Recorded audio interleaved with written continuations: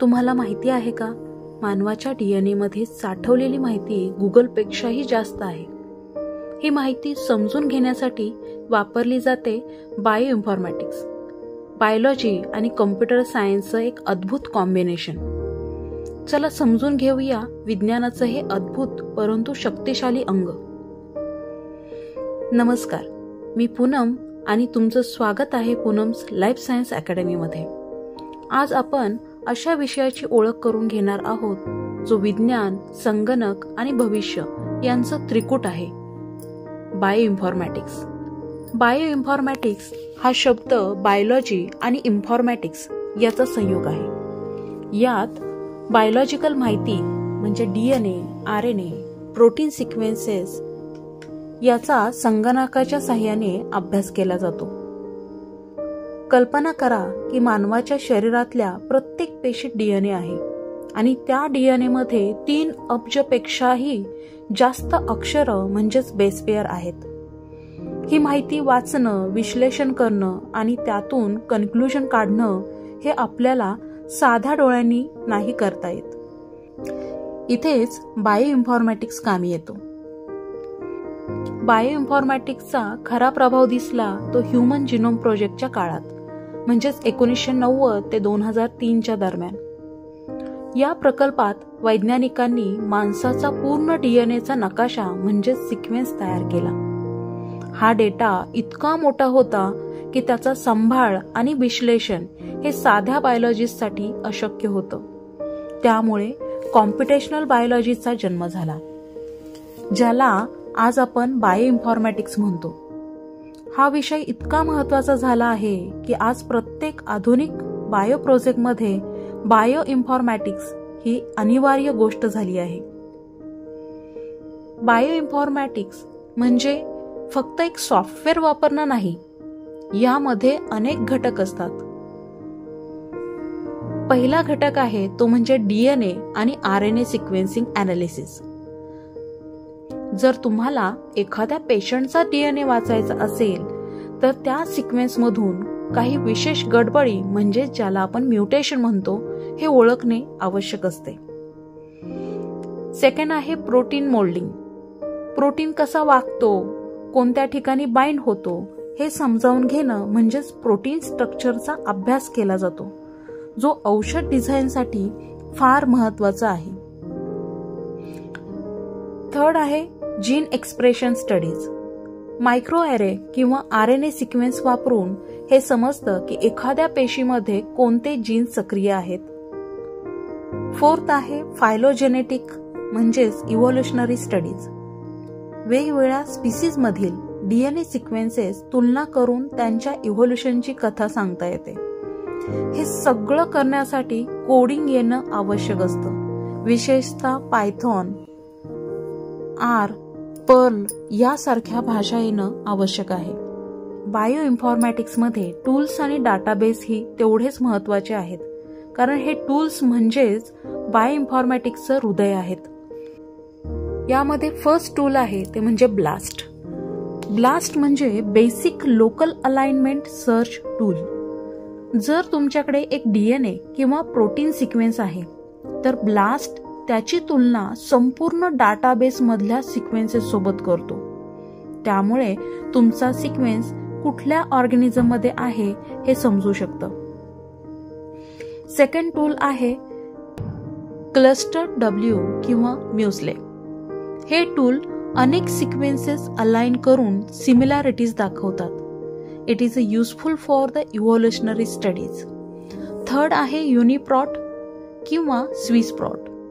प्रथिनांची म्हणजेच प्रोटीनची माहिती, त्यांची रचना, फंक्शन आणि असोसिएटेड डिसीजेस यासाठी हे टूल वापरले जाते. फोर्थ टूल आहे KEGG पाथवेज.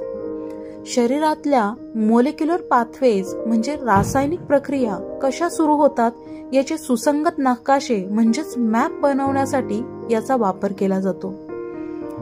फिफ्थ आहे NCBI, EMBL, DDBJ.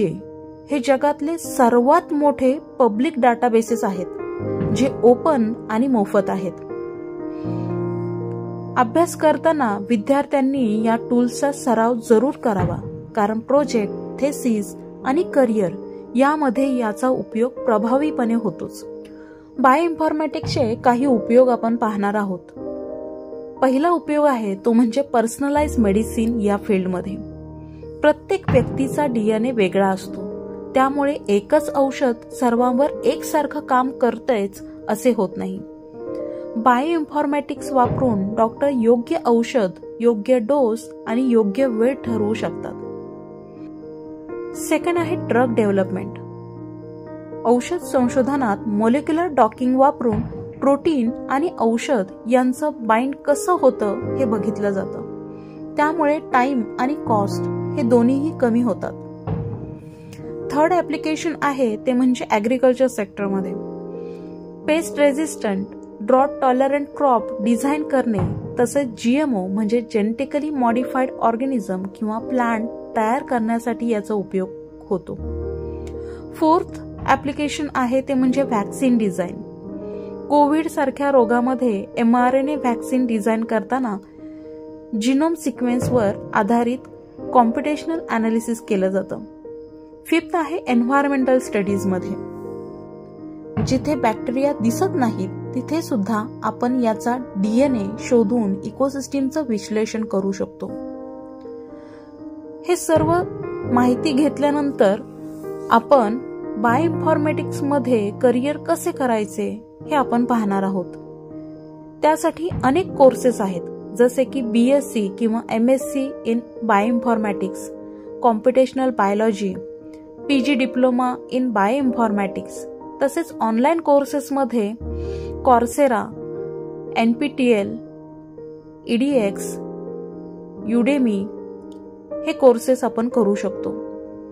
बायोइन्फॉर्मॅटिक्स क्षेत्रामध्ये काम करत असताना काही स्किल्स असणे आवश्यक आहेत. उदाहरणार्थ बेसिक मॉलिक्युलर बायोलॉजी आणि स्टॅटिस्टिक याविषयी तुम्हाला माहिती असणं आवश्यक आहे. पायथॉन किंवा R कोडिंग, तसेच डाटा इंटरप्रिटेशन आणि व्हिज्युअलायझेशन यामध्येही तुम्हाला माहिती असणे आणि त्यामध्ये तुम्ही पारंगत असणे आवश्यक आहे. या स्किलच्या आधारावर बायोइन्फॉर्मॅटिक्समध्ये काही संधी देखील आहेत, जसे की bioinformatician in pharma companies, genomic data analyst म्हणून तुम्ही काम करू शकता, रिसर्च असोसिएट बनू शकता. तसेच हेल्थकेअर टेक मध्ये स्टार्टअप बिझनेसेस तुम्ही सुरू करू शकता. भारत सरकारकडेही या क्षेत्रात स्कॉलरशिप, प्रोजेक्ट, फंड्स आणि स्टार्टअपला सपोर्ट देणाऱ्या अनेक योजना आहेत, जसं की BIRAC, ICMR, DBT यांचा समावेश होतो. भविष्यातील काही दिशा आणि निष्कर्ष आता आपण पाहणार आहोत. AI आणि इन्फॉर्मॅटिक्स मिळून फ्युचरिस्टिक हेल्थकेअर तयार होते. आर्टिफिशियल इंटेलिजन्स आता बायोइन्फॉर्मॅटिक्स मध्ये देखील उपयोगी पडत आहे. AI मॉडेल्स वापरून रेअर म्युटेशन ओळखता येतात. प्रिसिजन मेडिसिन मध्ये one patient one custom treatment हे शक्य होत आहे. आजच्याच नाही तर उद्याच्या वैज्ञानिक जगात बायोइन्फॉर्मॅटिक्स ही अत्यावश्यक स्किल ठरणार आहे. आणि तुम्ही जर लाईफ सायन्स किंवा कॉम्प्युटर सायन्स मध्ये असाल तर हे क्षेत्र तुमच्यासाठी एक सुवर्ण संधी आहे. आजचा इन्फॉर्मेटिव्ह प्रवास तुम्हाला कसा वाटला? कॉमेंटमध्ये तुमचं मत नक्की कळवा. आणि जर तुमच्याकडे काही प्रश्न असतील तर मी नक्की उत्तर देईन. पुढील भागात आपण जिनोमिक्स समजून घेणार आहोत. तोपर्यंत पूनम्स लाईफ सायन्स अकॅडमीवरील इतर इन्फॉर्मेटिव्ह व्हिडिओज पहा आणि आवडल्यास लाईक करा, शेअर करा आणि सबस्क्राईब करा आणि बेल आयकॉन दाबायला विसरू नका. धन्यवाद.